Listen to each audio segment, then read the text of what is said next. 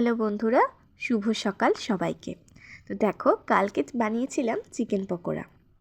তো এইটা আমি নাম দিয়েছি গ্রিন চিকেন পকোড়া। তো দেখো এখানে কি নিয়েছি। বোনলেস চিকেন ছিল, এছাড়াও কয়েকটা হাড় সমেত পিস ছিল। তো গোলমরিচ গুঁড়ো, আদা রসুন বাটা, নুন আর লঙ্কার গুঁড়ো দিয়ে মাখিয়ে রেখেছিলাম। তারপরে তার সাথে দিলাম হচ্ছে ধনেপাতা, কাঁচা লঙ্কা আর লেবুর রস।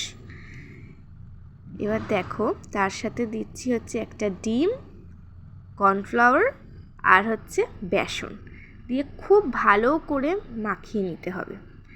তো দেখো মাখানো আমার হয়ে গেছে।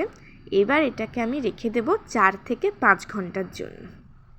ঠিক আছে, তো 4 থেকে 5 ঘন্টা পর দেখো আমি বার করে নিয়েছি। দেখো জিনিসটা সেট হয়ে যাবে আর চিকেনটাও খুব সফট হয়ে যাবে। এবার শুধু ভাজার পালা। তো দেখো সাদা তেলের মধ্যে আমি দিয়ে দিয়েছি। তো দেখো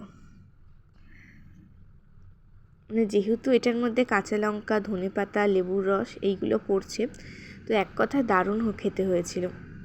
এইভাবে তোমরা একবার খেয়ে দেখবে, তোমাদেরও খুব ভালো লাগবে।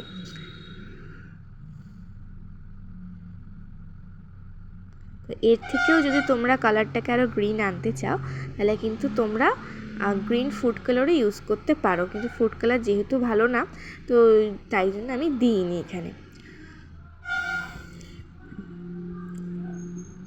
তো বেশ ভালো করে লাল লাল করে ভেজে নেবে। দেখো তো এগুলো আমি তুলে নিয়েছি, আর একবার দিয়ে দিলাম। তো দেখো এগুলো তুলে নিয়েছি। ব্যাস, তো কেমন লাগলো বলো।